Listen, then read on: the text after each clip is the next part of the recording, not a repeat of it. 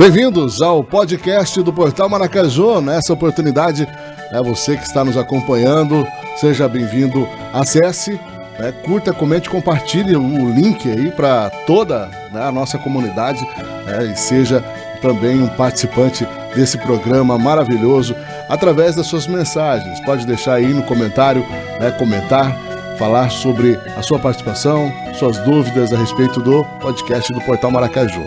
Tá, vou confirmar aqui o nosso som com você, tá ok? Beleza? Ótimo, então, bem-vindo mais uma vez. Olha, eu sou Demis Toledo e vou trazer nessa oportunidade aí um programa maravilhoso hoje com a terapeuta Sirlene Borges. Nós estaremos falando de um tema muito importante, um tema relevante aí para toda a comunidade, de Maracaju, e eu quero agora destacar esse tema aqui na nossa programação. E você vai, enquanto isso, clicando aí, todos os detalhes a respeito da nossa programação vão estar aí disponíveis na bio, tá? Então você pode acessar também as informações do programa. Hoje o título é Suicídio e Saúde Mental e o diálogo necessário que nós teremos hoje com a terapeuta Sirlene Borges. E para nós começarmos esse momento, eu quero fazer um agradecimento especial aos nossos colaboradores aqui do estúdio do Portal Maracaju. Nós temos a colaboração do link de internet da Disque Sistema Informática e Telecom, e eu quero estender aí um cumprimento especial a todos que trabalham na Disque Sistema, em especial o proprietário seu Edson Nunes. O seu Edson também vai ser o nosso convidado especial aqui do nosso podcast logo, hein?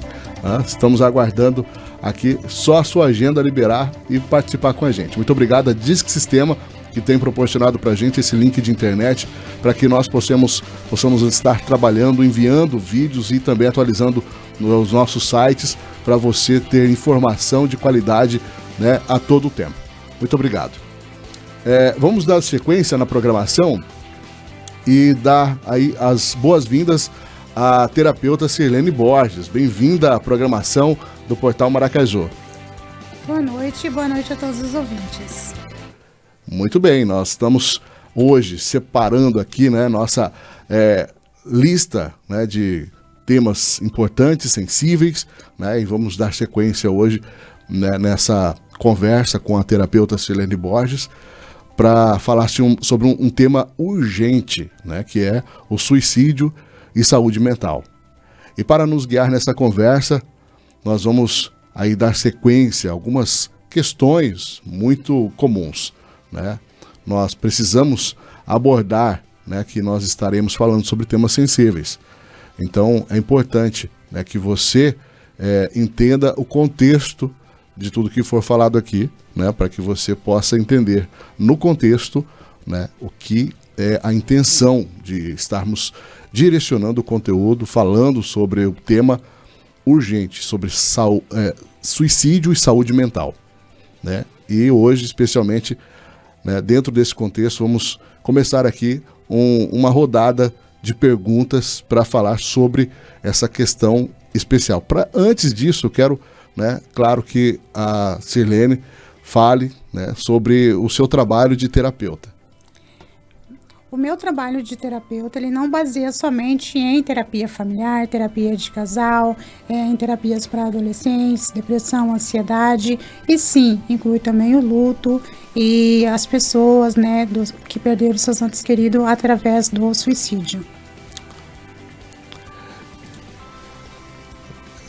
Temas sensíveis, como suicídio, realmente abalam as comunidades. Então, a cidade de Maracaju não é diferente. Nós tivemos várias ocorrências de suicídio em 2024, e nós podemos ajudar as pessoas a superar, a identificar, a estar ajudando essas pessoas que têm essa tendência suicida. Então, quais são os principais mitos sobre o suicídio que nós precisamos desconstruir? É um tema bastante sensível, mas necessário de ser abordado.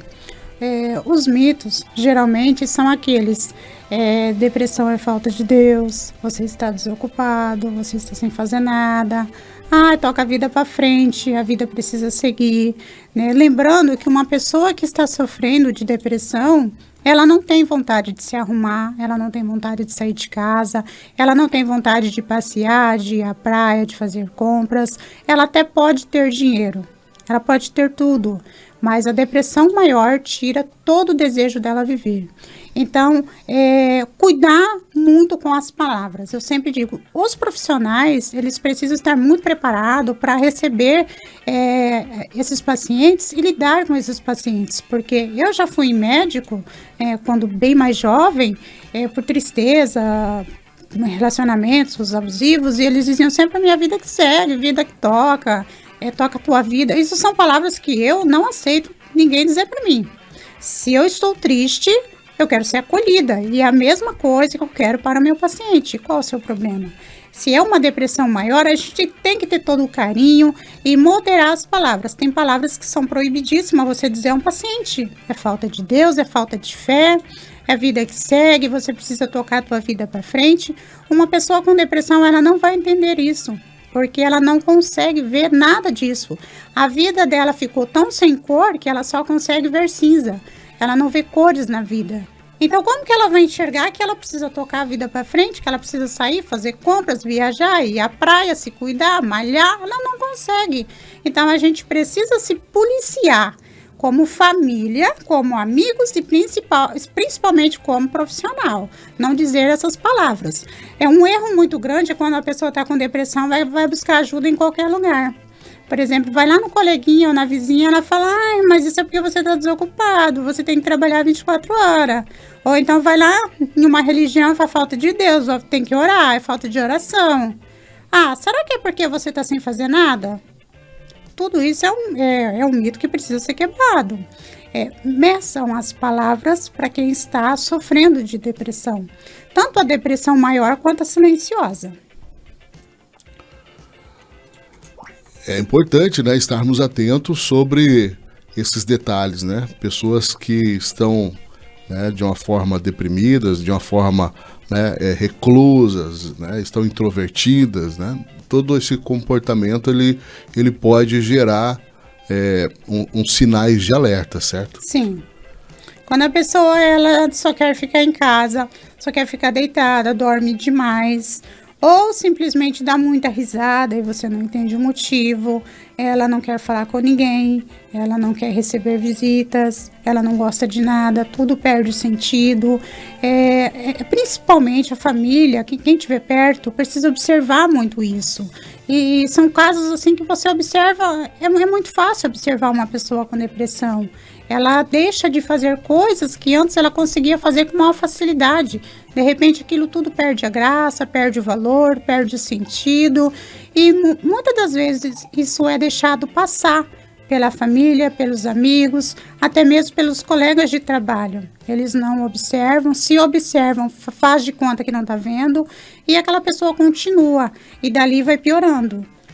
Ela não sente vontade de se alimentar, para de tomar banho, mulheres param de se arrumar, não querem mais nem ir ao cabeleireiro, não faz questão nem de passar um perfume, e não cuidam mais da casa, não cuidam mais de si, muitas deixam até os filhos de lado. Pessoas que gostam de festa, de repente param de gostar, ou aquelas que são exageradamente em tudo, né? Eu digo que todo exagero há ali uma complicação, então a gente também observa muito exagero, muita festa, muita bebedeira, usos de substâncias, né?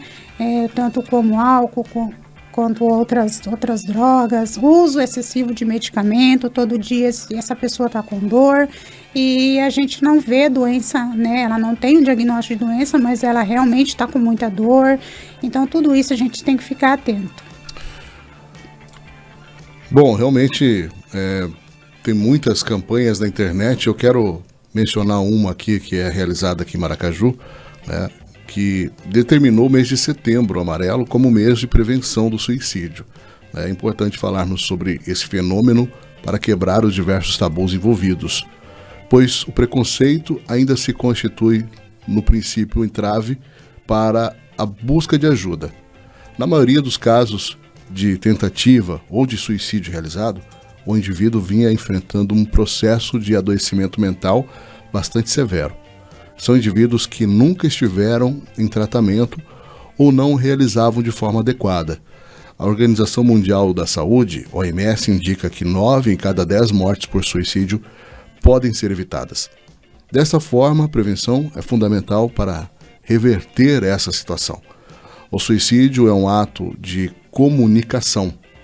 Quem se mata, na realidade, tenta se livrar da dor, do sofrimento que, de tão imenso, parece insuportável. Por isso, é tão significativo o debate sobre saúde mental, pois ela influi diretamente em vários aspectos da nossa vida. Então, aqui é uma nota bem completa, né, falando sobre vários processos e também várias formas das pessoas buscarem ajuda e apoio dentro desse ambiente. Seja a pessoa, principalmente pessoas que têm casos correlacionados dentro da família, né, e que outras pessoas que estão envolvidas nesse apoio, né, principalmente da família, tentam ajudar, né? Por exemplo, eu já tive uma experiência pessoal sobre essas questões, por exemplo, de automutilação, né? Pessoas que dão sinais de estarem tentando contra a própria vida, né? Então, qual é, né, a forma, né, o sentido ou as dicas que você pode dar, uma orientação para quem está tentando ajudar? Por exemplo, eu conheço uma pessoa que é deprimida, uma pessoa que não quer mais viver, ela demonstra nitidamente e não quer procurar ajuda, né? Fica reclusa, né? Evita contato com a família, com as pessoas, né? Sirlene, qual é a dica que você dá, a orientação que você dá profissional, claro, né, para essas pessoas que estão tentando ajudar quem está nessa condição hoje? Eu sei que é muito difícil estar nessa condição, né? É uma condição que nos deixa, às vezes, sem ação. Já no ano de 2017, a Organização Mundial de Saúde já havia declarado o combate ao suicídio, portanto, a gente só vê esse número crescendo. Para as famílias que estão enfrentando, porque eu também já tive isso na minha família, casos de mutilação, de sofrimento maior, depressão, mas graças a Deus, né, o suicídio não, é ter muita compreensão. Muita compreensão. Você fez isso, nunca dizer por que você fez isso, você é culpado disso, agora eu vou ter que cuidar de você. Não. Eu sempre digo, quando a pessoa ela tentou e graças a Deus está viva, né, tenha muita compreensão. Abrace, acolhe, busque ajuda profissional de um profissional, leve, vá, acompanhe essa pessoa, porque ela não vai sozinha, então leve, acompanha e tenha muita compreensão, não julgue. Mesma coisa das pessoas que tem ente querido, que tentou contra a vida e ficou internado e graças a Deus, né, o ato não aconteceu, não chega no hospital brigando, culpando aquela pessoa. Ela não precisa mais que ninguém culpe ela. Ela já está com a culpa da dor e a culpa de que ela tentou. Então tenha muita compreensão, muito cuidado. Diga, olha, aconteceu isso, mas eu estou com você. A partir de agora a gente vai tentar uma nova vida, uma nova história. Nunca lembrar do passado, deixa o que aconteceu para lá, não trazer à tona o que aconteceu e dar todo o acolhimento possível e principalmente buscar ajuda de um profissional. Para que vocês também, ou quem esteja passando por isso, também tenha acolhimento, porque não é só quem tentou contra a vida, né, e graças a Deus não aconteceu, que tem que ter acolhimento. A família também precisa ter acolhimento, porque caminha junto, é um desgaste emocional para todo mundo, mas aquela pessoa no momento ela não precisa receber um ato de culpa, e sim de abraço, de compreensão, de palavras sábias, né, e uma ajuda de um profissional para a família toda. Realmente é muito importante, né, essas orientações, porque a terapeuta e psicanalista Sirlene Borges, ela entende desse assunto e ela, né, tem aí muitas experiências, né, muitos casos que tanto, né, eu observo teve uma experiência na família que despertou esse conhecimento, né? Então, muitas pessoas estão passando por essa situação hoje, né? É algo realmente muito sensível, porque de um lado, né, as pessoas não querem se expor muitas vezes, né? Falar assim, poxa, eu vou expor a minha família, expor minha intimidade, né? E outra, né, existe aqueles olhares ou aquela percepção, né, de vergonha, muitas vezes, que pode haver dentro de um preconceito a respeito do tema, né? Porque às vezes pode ser até mais do que simplesmente uma crise, né? Pode ser necessário diagnósticos, pode ser necessário, né, uma avaliação mais detalhada a respeito do motivo que está causando isso, né? Por exemplo, vamos fazer uma medicação ou alguma coisa mais pontual e vai resolver, né? E às vezes, como você disse, pode ser às vezes os excessos, né? Por exemplo, a bebida, né? O uso de drogas, coisas mais que tem fatores de interferência mais profundos, né, nessa relação, né, doutora? Sim, a gente vê que hoje o uso de substâncias e a mudança de comportamento, para quem já tem uma mudança de comportamento, principalmente a bipolaridade, tá geralmente em primeiro lugar no caso de suicídio. Então a gente coloca lá a bipolaridade e logo em seguida vem outras mudanças de humor e também vem a depressão maior, mas está sempre relacionada ao uso de alguma substância, principalmente o álcool, né, a droga. Então, a questão do preconceito é muito grande. E a gente precisa entender que quando uma pessoa ela tenta contra a vida, ela não está desistindo da vida, ela está desistindo sim da dor, do sofrimento dela, porque o sofrimento é tão complexo, é tão grande, que ele acaba deixando de fazer com que essa pessoa lute pela vida. O nosso instinto de viver é forte, mas perante aquele sofrimento maior, essa pessoa ela acaba não vendo o instinto dela de viver. Então, a pessoa tentou contra a vida, ela não pensou na família, ela não pensou nela. Não, ela só estava querendo se livrar daquela dor, daquele momento. E é um momento assim que ela entrou em crise e ela foi e só quis se livrar do sofrimento. Então a gente vê se há um apoio familiar, se tem um apoio de um profissional, esse paciente ele vai ser ouvido, ele vai ser compreendido e essas crises ou elas não virão ou diminuirão, porque assim, é muito rápido para vir uma crise, é muito rápido, principalmente em pacientes que têm transtorno bipolar ou algum outro tipo de transtorno de humor. Mas o preconceito ainda da sociedade é maior. E a gente precisa se libertar do conceito, do preconceito. Porque quem tenta contra a própria vida não está desistindo de viver, e sim desistindo do sofrimento maior que existe nele, daquela dor. Bom, quero trazer alguns dados aqui a respeito do tema, né? Segundo a Organização Mundial da Saúde, né, o consumo de álcool e os de transtornos relacionados ao uso do álcool estão associados a um risco maior de suicídio, né? Nós temos algumas evidências aqui. Todos os anos são registrados mais de 700 mil mortos por suicídio no mundo, sendo 97.339 aqui na região das Américas. Sim. E em 2019, 77% dos suicídios ocorreram em países de baixa e média renda. E no fato 3, o suicídio pode ocorrer em qualquer fase da vida de uma pessoa.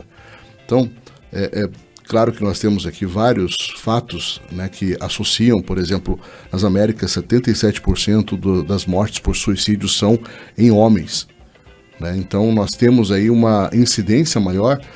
Existe essa diferença entre homens e mulheres na questão suicida? Já existiu. Hoje eu não associo mais e nem idade, porque houve ali várias pesquisas entre 14 e 29 anos, que é o topo de suicídio, e após os 55. Né? Eu já presenciei várias pessoas que, assim completaram 60 anos, tentaram suicídio porque não aceitavam a terceira idade. Mulheres que entravam na menopausa achavam que a vida tinha acabado, que ela virou um lixo, não serve para mais nada. Iam lá e tentavam contra a própria vida. Adolescentes ainda são, né, o fator que mais cresce, né, entre 14 e 29 anos. Mas isso é igual eu falo, está muito ligado à depressão, a transtorno de humor, principalmente a bipolaridade e uso de substâncias, principalmente o álcool, drogas. Então, se a pessoa já está depressiva, ela já tem um transtorno de humor e ainda usa algum tipo de substância, na hora daquela dor, daquela angústia, ela vai cometer o ato. Então, a gente precisa estar atento. Se alguém da família está passando por isso, é necessário a ajuda de um profissional para que essa pessoa seja muito bem orientada, cuidada, vigiada e principalmente tendo muita compreensão. Porque se você sabe que essa pessoa é de alto risco e ela está fazendo uso de substância, você tem que ficar cuidando. Não há o que fazer. Se tiver que abandonar o trabalho para cuidar dessa pessoa, desse filho, desse sobrinho, desse pai, desse irmão, tem que cuidar. Não tem condição, uma pessoa que já tem um transtorno de humor, fazer uso de substância, né, e já está com depressão. Que hoje a gente vê muito suicídio entre os jovens, mas é transtorno de humor e uso de substâncias. Então nós temos as orientações da doutora terapeuta psicanalista Sirlene Borges, para você que está passando esse momento, essa fase na sua vida, né? É muito importante, né, como ela mencionou aqui, ter um momento de acolhimento, né, e prevenção, né? Como abordar alguém que pode estar em sofrimento, né? Tem uma dica importante para que as pessoas possam, né, ajudar de forma consciente, né, sem prejudicar, né? Por exemplo, coisas que elas dizem, né, como a gente estava comentando aqui, existem palavras específicas que a gente não pode falar e as que a gente pode falar, a gente pode ter uma direção, um direcionamento a respeito disso. E qual o papel da terapia nessa rede de apoio, né, dentro da família, com os amigos, né? Qual é o caminho que as pessoas podem se basear, se orientar, se nortear a respeito, né, do tema de uma pessoa que tem tendência suicida? O caminho da família é não ter medo do preconceito, do que a sociedade vai dizer, vai apontar. Primeiro, abraçar aquela pessoa, dizer eu te amo, eu estou aqui, não importa o que aconteceu, eu não quero saber, eu só quero te abraçar. E da agora para frente a gente vai reconstruir a nossa história. Estar presente, buscar ajuda de um profissional e amar, cuidar e cuidar também com as palavras, né? Porque as palavras são as principais. Uma pessoa que já passou por isso, ela não precisa ser julgada, né? Eu repito. Então, dê muito acolhimento, abraça, acolhe, diga que a ama, diga que ela não teve culpa, que entende o sofrimento dela, que ela não está tendo culpa do que ela está passando, né? E que ela vai voltar a sorrir, que ela vai voltar a viver, que tudo aquilo é só um momento. É uma fase, assim, de muita delicadeza. De muita delicadeza. Eu acredito, assim, que a imprensa, ela precisa abrir mais espaço para que nós, profissionais, abordamos mais esse assunto, porque é um assunto muito pouco trazido para a mídia, né? Isso gerou um tabu que eles dizem, se aborda, vai induzi-lo, mas o que induz é você não saber da realidade. Eu costumo sempre dizer, quando você tem conhecimento, você sabe lidar com a situação e você até pode evitar situações. Se você está vendo que o teu filho, ele está depressivo, ele não sai do quarto, ele não quer se alimentar, ele está se cortando, você tem conhecimento, você vai saber como abraçar, como cuidar, como proteger, buscar a ajuda de um profissional, que é muito importante, não pode deixar isso só em casa, precisa buscar ajuda. Mas se você não tem conhecimento, você vai deixar em casa, vai achar que é coisa de adolescente, ou porque perdeu o emprego, ou porque brigou com a namorada, e aí vai passando. E quando acontece, aí vem a culpa. E outra mensagem que eu sempre gosto de dizer é que quando acontece, não adianta a família se culpar, porque tem casos que a gente não cabe a nós. Por mais que a gente está ali 24 horas cuidando, observando, amando, protegendo, 1 minuto que a gente tirar o olho, se tiver que acontecer, vai acontecer. Então, né, para a família que já passou por isso, não se culpe. Você fez o que você pôde, você fez o que estava ao seu alcance. Mas, infelizmente, as coisas acontecem. E para quem está passando, não deixe lá dentro do quarto. Tira para fora, né? Vai buscar ajuda de um profissional. Não fica achando que é porque é adolescência, ou porque brigou com o namorado, ou porque perdeu o emprego, ou porque não está contente com nada. Tenta saber da história, o que está acontecendo, o que está fazendo aquela pessoa infeliz, por que ela não quer se arrumar, por que ela não quer sair, por que ela só chora, por que ela está fazendo uso de muita substância. Tenta colher informações e já buscar ajuda e já dizer, né, para o profissional tudo o que está acontecendo. Isso é muito importante. Bom, dentro desse ambiente, né, a gente está falando sobre pessoas que tiveram casos, né, que concluídos, pessoas que se suicidaram na família, né, e daí tem aquela conversa, né, será que mais pessoas daquela família podem buscar, né, podem fazer isso também? Seria, assim, de uma certa forma, vamos dizer, contagioso, né? Seria isso? É possível que um suicida ele possa influenciar outras pessoas dentro daquele ambiente, né, que é um ambiente de depressão? Infelizmente, sim. Não é a influência do ambiente. A gente precisa observar como aquela pessoa que cometeu o suicídio vivia. Aonde ela vivia, qual era o estilo de vida dela e da família, como é aquela família. A gente precisa analisar como é aquela família. Aquela família também está depressiva, também faz uso de substância, também tem vários problemas de transtorno de humor, depressões repetitivas. Eu digo sempre, tome muito cuidado com depressões repetitivas. Vai e volta, uma hora eu tô bem, outra hora eu não tô. Tome muito cuidado com isso. As coisas, elas precisam se curar, né? Se eu estou com dor de garganta, eu vou ao médico, ele vai me dar um anti-inflamatório, eu vou melhorar. Eu não posso só tomar um dipirona e achar que eu vou ficar bem. Se eu tiver com uma infecção urinária, eu vou tomar um medicamento específico para isso. Então, é a mesma coisa, depressão é a mesma coisa. A gente vá no profissional, tome a medicação e vai procurar um terapeuta. Vamos conversar sobre o assunto e resolver o problema que está te incomodando. O que está atrapalhando a tua vida, o que está te fazendo infeliz. Vamos curar essa alma. Mas a gente precisa analisar o estado daquela família, o ambiente, tudo o que está acontecendo ali. Se uma pessoa daquela família cometeu suicídio, não significa que outras vá cometer. Mas a gente também precisa estar atento ao ritmo que aquela família está vivendo. Porque se aquela família também estiver numa vida de sofrimento, com vícios, depressões, transtornos de humor, a gente não pode garantir que não vai acontecer de novo. Já tem outro lá também, né, se automutilando.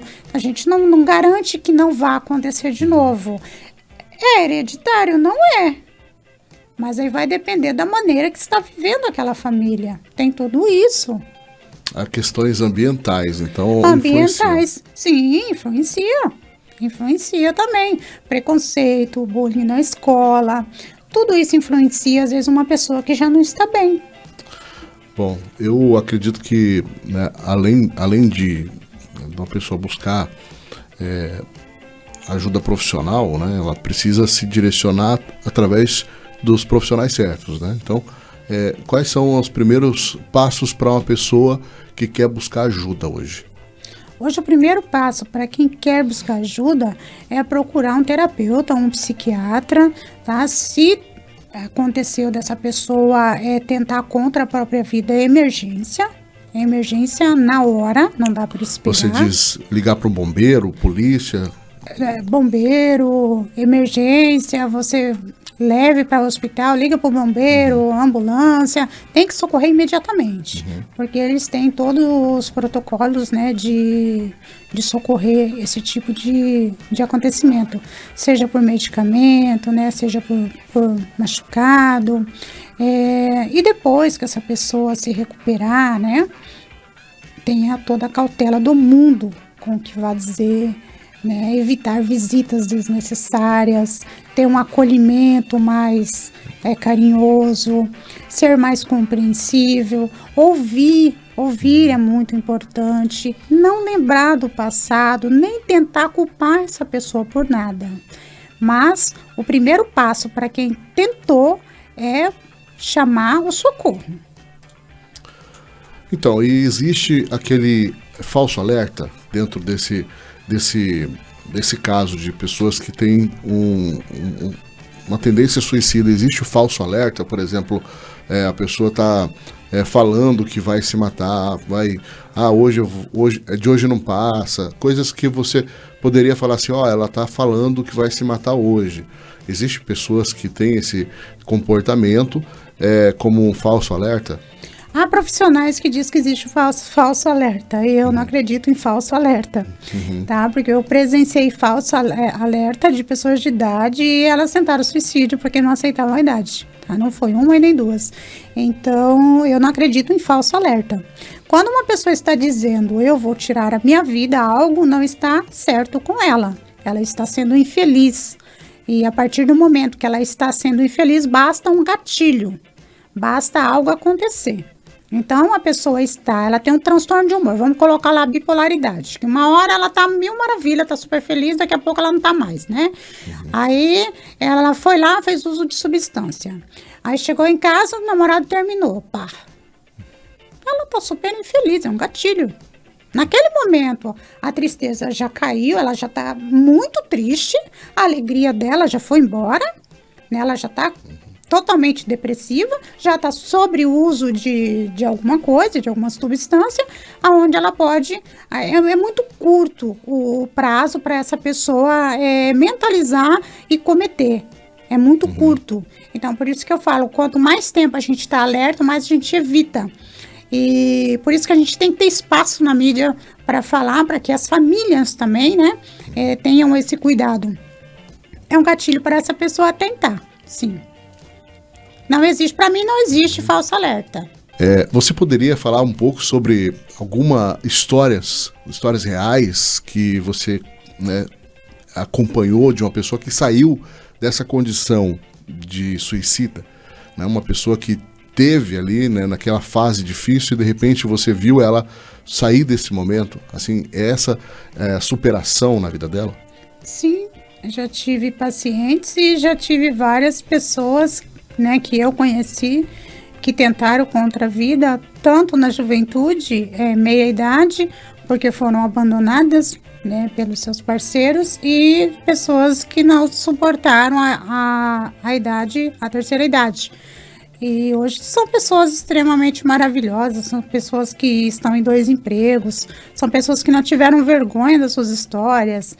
Fiquei internada assim, fiquei vários dias em coma, eu fiz isso porque eu estava num momento difícil, eu não tive acolhimento, mas eu tô aqui e não vai acontecer de novo, e graças a Deus não aconteceu mais. São pessoas que superaram mesmo, são muito felizes, trabalham, viajam, têm apartamento próprio. Então, assim, eu acredito muito na superação. Não é porque tentou uma vez que vai tentar sempre também. Muita gente fala assim, tentou uma vez, vai tentar sempre. Eu não vou muito por isso, não. Eu acredito que tratar a família, tratar o paciente para que isso não se repita. E principalmente o acolhimento ali naquele momento, que você vá lá no hospital, né, e o paciente está lá, ele tentou e graças a Deus não aconteceu nada de grave, você chega lá e abraça. A partir daquele momento começa a reconstrução. Porque se aquele momento ali não for agradável, for cheio de crítica, de mágoa, de rancor, de tristeza, de culpa, de perguntas, ali já não há mais uma recuperação, que eu vou dizer assim, garantida. Então, a verdadeira recuperação do paciente começa ali, na hora do acolhimento, na hora do abraço. E pessoas mais jovens, né, que tentou também, hoje está muito bem, graças a Deus, já refez a vida, está trabalhando. Eu também tive pacientes que tentou suicídio, me deixou muito preocupada, mas graças a Deus está bem, está muito bem, graças a Deus. E a vida, está trabalhando, está bem, não teve vergonha da sua história. Já conheci pessoas que tentou suicídio e ligou para o bombeiro, disse, olha, vem me socorrer porque eu fiquei muito triste, muito mal, eu acabei tomando 3 cartelas de comprimido. O bombeiro chegar, resgatar, fazer a lavagem, né, e deu tudo certo. E a pessoa, né, era uma pessoa da alta sociedade. E a pessoa disse, eu entrei em desespero, liguei pro bombeiro, porque eu não queria morrer. Realmente, ela queria se livrar daquela dor, só que no momento que ela fez aquilo, ela disse, opa, eu não quero, e agora, o que eu vou fazer? E eu disse, parabéns pela tua coragem.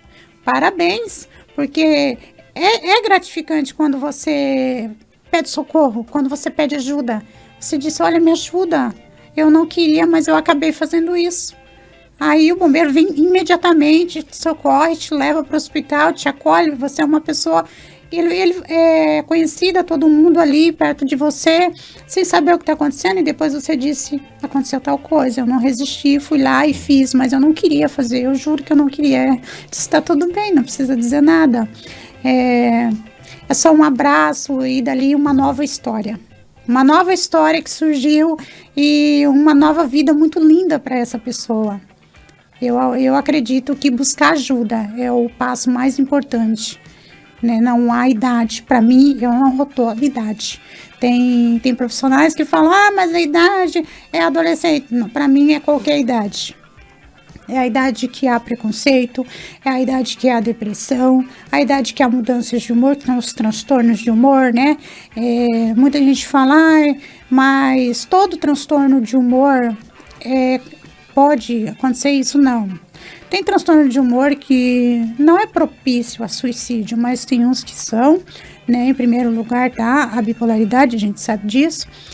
Depois vem os usos de substâncias e os preconceitos, né? Principalmente preconceito na família. Depois, mais tarde, nos adolescentes, vem os bullying, né, as brigas nas escolas, em que tudo para eles se rotulam como vergonhas, como chateações. Jovens que às vezes não aceitam o fim de um relacionamento, para eles o mundo acabaram. Então, tudo a gente tem que ter muita compreensão com a dor do próximo. Não brinque com a dor de ninguém. Eu sempre repito, não brinque com a dor de ninguém. A gente está acompanhando aí uma novela em que a mulher ela sofre de alcoolismo. E está sendo muito julgada. Eu digo, não brinca com a dor de ninguém. Porque muitas vezes essas pessoas, elas não estão ali se alcoolizando porque elas querem. É para amortecer a dor, o sofrimento. Tem pessoas viciadas em remédio para tirar a dor, para dormir mais rápido, para não sofrer. Isso a gente tem que ter muito respeito com a dor do próximo. Realmente é um tema muito importante, né, que nós estamos debatendo aqui, falando sobre... suicídio, né? Pessoas que têm essa tendência, né? Eles passam por isso, né? E prejudicam todo o seu ambiente, né? E acabam ali em uma certa fase da vida precisando de ajuda, né? Para sair desse poço, né? Então, estamos falando com a doutora, terapeuta, psicanalista Sirlene Borges e nesse momento eu quero, né, trazer aí, né, um convite especial para você acompanhar, né, esse tema muito importante que nós vamos dar evidência aqui na programação do Portal Maracaju, do podcast Portal Maracaju, e ter vários episódios a respeito desse tema, né, e nesse momento vamos estar concluindo, né, esse episódio, agradecendo a sua participação, doutora, né, e também convidando, né, lhe convidando para fazer um segundo episódio para falar mais sobre esse tema tão importante. Sim, Eu que agradeço por mais uma vez estar aqui e lembrando que não só o suicídio, né? Quando uma pessoa ela tenta contra a vida e acaba se matando, há um luto muito grande na família. E o luto, como todos os lutos, é muito doloroso para todo mundo e toda família precisa de ajuda. Então, quando a gente fala de suicídio, a gente está falando de luto. Porque o suicídio, por mais que o paciente, a pessoa, ela não venha concretizar o ato, ela já deixou a família com muita dor, com muito medo, isso é um luto também. Perde-se muita confiança, como eu vou lidar com ela da agora para frente, como que vai ser, será que eu posso deixar sozinho, será que se eu sair ela vai fazer alguma coisa, o que ela está pensando, então isso mexe muito com a cabeça da família. Então, toda a família precisa ter um acompanhamento terapêutico também, um acompanhamento acolhedor, para entender esse momento, respeitar esse momento e voltar a confiar naquela pessoa, que ela não vai fazer de novo.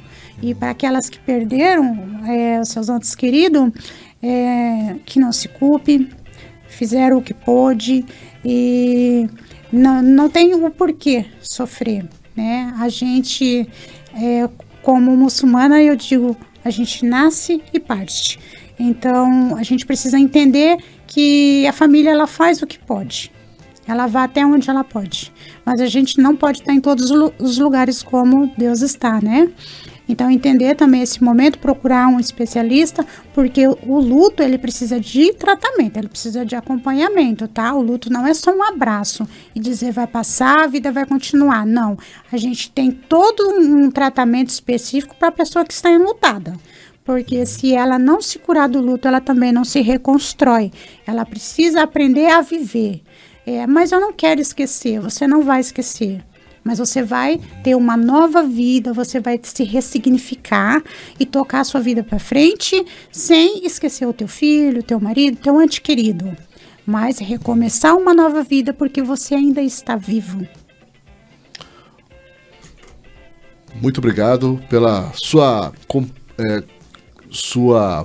participação nesse podcast, né? Pedir mais uma vez para curtir, comentar e compartilhar. Vou aí deixar em aberto, né, para que a gente possa fazer mais um episódio, falar mais desse tema, né, e você, né, vai estar também podendo compartilhar suas intenções, suas dúvidas, seus questionamentos aqui na nossa, né, nos nossos comentários. Deixe pra gente ali, né, e a gente vai trazer essas respostas aí no próximo episódio aqui do Portal Maracaju. Um grande abraço a você. E esse foi o nosso podcast falando sobre esse tema tão importante, o tema falando sobre um diálogo necessário sobre suicídio e saúde mental com a terapeuta psicanalista Sirlene Borges. Até o próximo.